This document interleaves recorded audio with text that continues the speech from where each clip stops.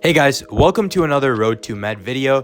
Today, we're going to be talking about the Queen's BHSC Supp app and just giving you guys a few basic tips on what we did while we were writing ours. Now, obviously, keep in mind that we can't share any of our personal essays, but we will just be giving you a few tips and things to keep in mind when you're going about this difficult process.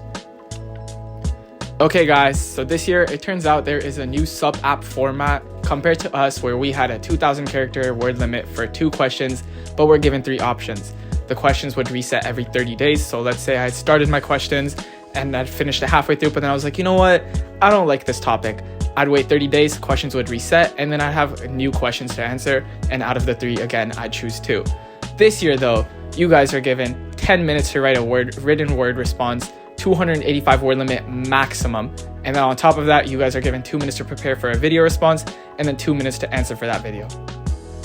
Alright guys, so for the written response, obviously it's very different now than it was last year, but if I was to approach this, the first step that I would do is get to know the rubric really well.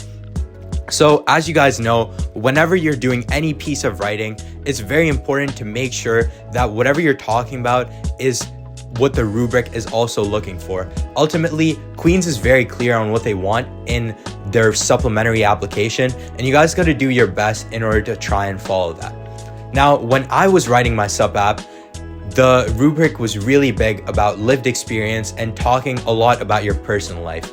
So I would say take this chance in your written response to really reflect on who you are as a person and what meaningful experiences have made it your way, or do it so that it responds to the question in a very articulate way that at the same time shows Queens what kind of person you are. Because ultimately, this Supp app is not about what your extracurriculars are, how much research you've done, or what kind of clubs and activities you've been a part of in high school. It's more about who you are as a person, because Queen's is really big on that.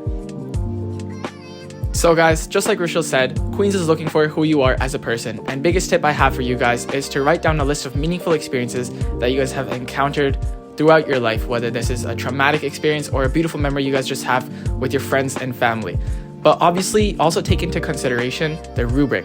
Don't just be talking about how your grandfather took you for ice cream when there's a big obstacle that might have happened in your life that you could be talking about, so it matches with your rubric. And most importantly, you need to talk about how it helped you grow as a person. Because if you're not talking about that, then what did you learn throughout that experience? Was it just something that happened in your life? Because it needs to have an impact in your life. Otherwise, what is Queen's learning from this? Alright guys, now for the video format, this is something that Queen's has never tried before, and I think it's very similar to the written response, or at least that's how I would approach it if I was applying this year. I would say you want to treat this response as an interview, because you're not given much time to think about your response, and you're not given much time to say it either. You want to be really concise with your words while giving the interviewer a feel for what you are, who you are as a person, how you are in impromptu situations just like this. So that being said, don't be scared to give the camera a few smiles, tell a few jokes, show off your charisma a bit, because that goes a long way.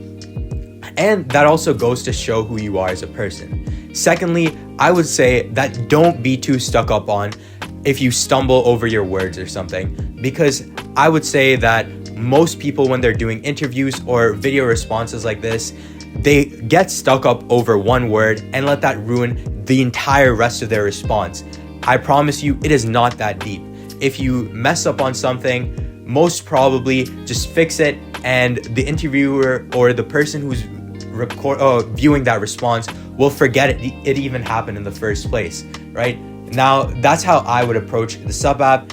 And my final tip would just be to, again, look at the rubric, because the rubric for the written and the video response are slightly different. So make sure you're keeping your stories in line with what the video response rubric wants, and that you've, again, like Jab said, really reflected on your life and you're well aware of what you want to talk about, how you've grown, things like that.